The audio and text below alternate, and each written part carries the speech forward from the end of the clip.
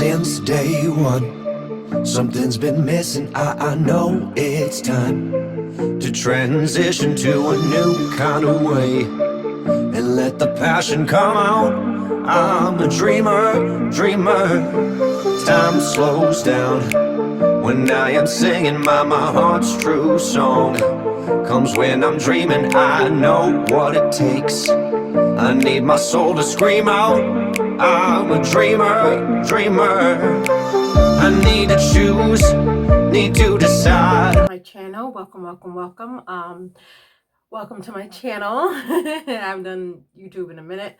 I'm so happy for you to be here, so excited, so grateful. My name is Sade Triumphant Joseph. I am 30 years old. I have a bachelor's in business administration. Right now, I'm going for my certification in LT.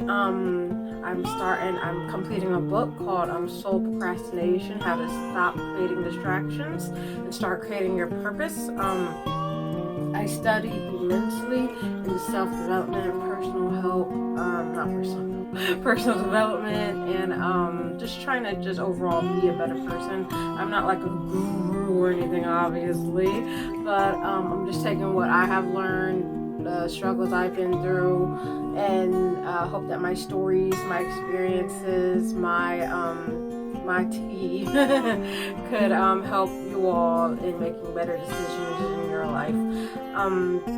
But as I was saying, just so you can get to know me more, my mother, she passed in 2014 from breast cancer. She had a lump in her breast, and I'm trying to remember, was that metastasizing, I think, breast cancer. Yeah, it spread, that whole thing. I don't want to talk about it right now because I've already talked about it, but I'm just saying, my father, he works for one of the top reputable insurance companies in the nation. He's on his way to becoming a director, so congrats to him. Him and I really don't have a close relationship like I would like, but just so you could, I have a dog, a Shih Tzu. I had a dog, a Maltese, called Sapphire. I had her for 10 years, and she recently, she died after a month of giving her to another. She definitely died of depression. She was so sad. I know she was begging me not to go. When I was leaving her for like the last time I would ever see her, I have like a little thing towards animals. I really love animals. I have like a little inclination. I could just like feel them, you could say. And the way that she was just grabbing onto my legs, basically telling me, don't leave, don't leave, don't leave. Oh my God, it broke my heart. I am Trinidadian, Black, and Japanese. And my father was an immigrant, obviously, from Trinidad. His dream was to be a pizza delivery worker. He met my mom. My mom was like, nah, bruh. And because of my mother, he boosted up his skills and got a great job, the job he's at now. For me, I really didn't want to go to college, honestly. I just went because of my mother. If you know that generation, if you know the baby boomer generation, my mom was a Black Panther. She was also a hippie. She had many hippie friends in that movement. So I'm a little free-spirited myself. Yes, and she actually ended up getting, I don't think they had degrees back then, but she did end up getting her associates, and I think associate's degree in business administration. And we ended up graduating from the same college, which is awesome, but I honestly didn't want to go. I couldn't tell her, especially battling cancer and everything. I should have told her, but I did not. That's not something I regret. I have learned and grown from that. But I'm just telling you these scenarios to let you all get a little insight into who am I, what am I.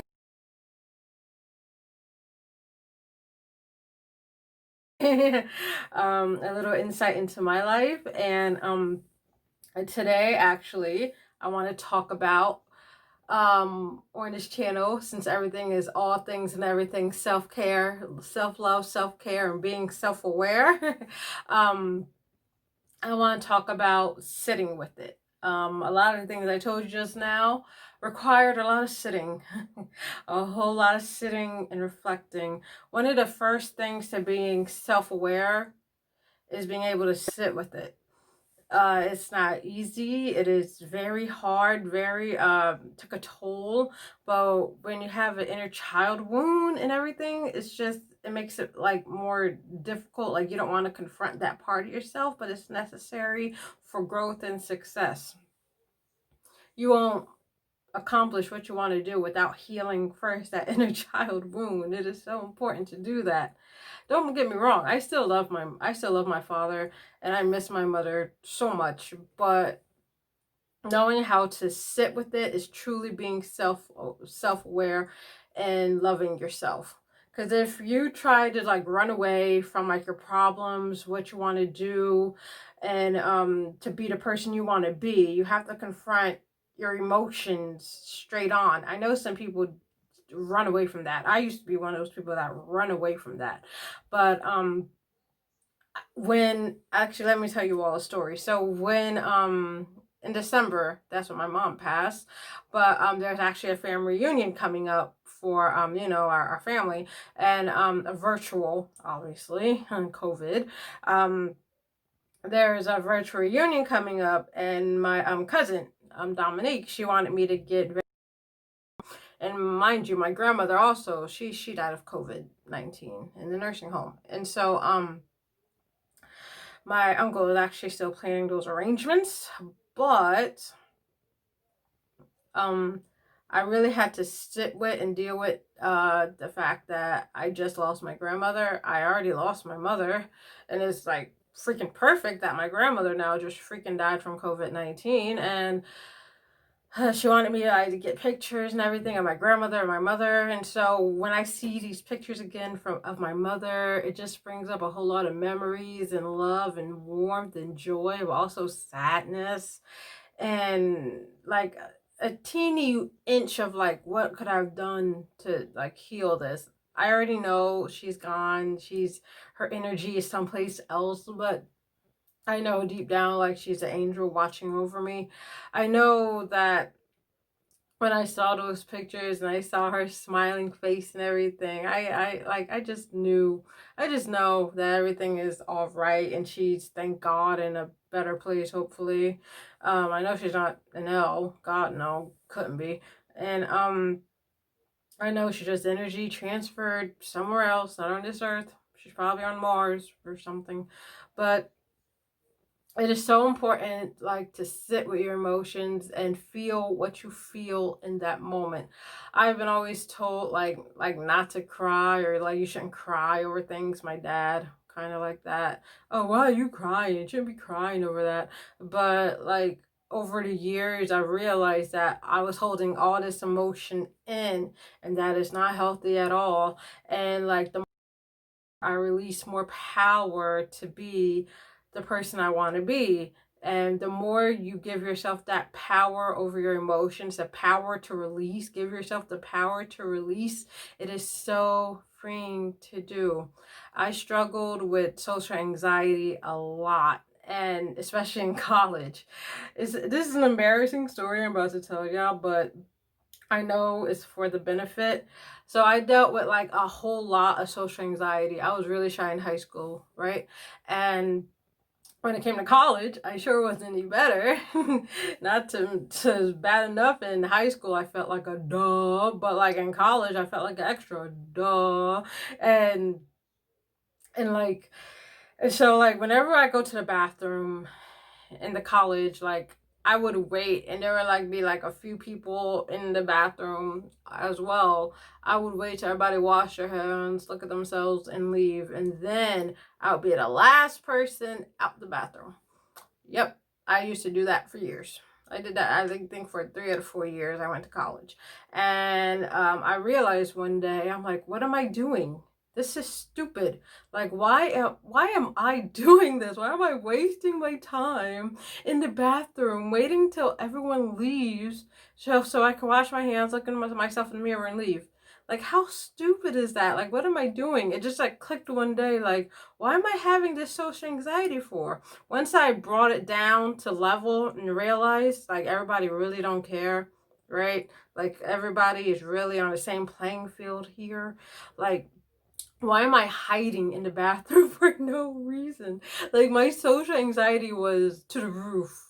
To only until a lot of traumatic things happened afterwards that I really began to really look at myself and begin to realize, like, oh my god, like, Sade, girl, you need help. um I really started really taking a deep dive into myself after The Secret and going through so many traumatic things that happened in my life and actually reflecting and holding, and I began holding the traumatic experience in my hand and embracing it and covering it and protecting it, like, oh my god, this is what I've been through, but it doesn't define who I am. It just makes up a part of me. And once I was able to really embrace that experience and hold it and talk to it and say, you know what, you'll be okay. This experience, it molded you into who you are now. I began to really reflect and I let all my emotions out. I cried like a baby. I released. I just released. I meditated in it. I sat with it. I was it. I became it all over again because I realized that would be the only thing that will help me to heal. And I'm still learning. Okay, I'm not gonna lie here. I'm still learning. I don't always sit with it, but when I do sit with it, I really get down and dirty and let it out and think about all that happened and just breathe. And that is really the best thing to do. And I'm happy I was able to sit with it. The more you become self-aware that you have to sit with your emotions and be there in the moment in your emotions, you're a winner right there. You can do anything. You're going to fly to the highest mountain, to the deepest depths in your soul and live. And that's all I want you to do. That's all I want. That's all I want to do. That's all I want y'all to do. Live. Just live. This is Sade Joseph with the Self Love Extraordinaire. Be sure to look out for videos every week. I'm going to try and post every day or every other day, and actually be consistent for once on this YouTube thing. But thank you so much for joining me. And remember, this is a place for everything and all things self-care, self-love, self-care, and being self-aware. Catch you on the next one. Be sure to like and subscribe and turn on those post notifications so you can know whenever I post. Thank you so much.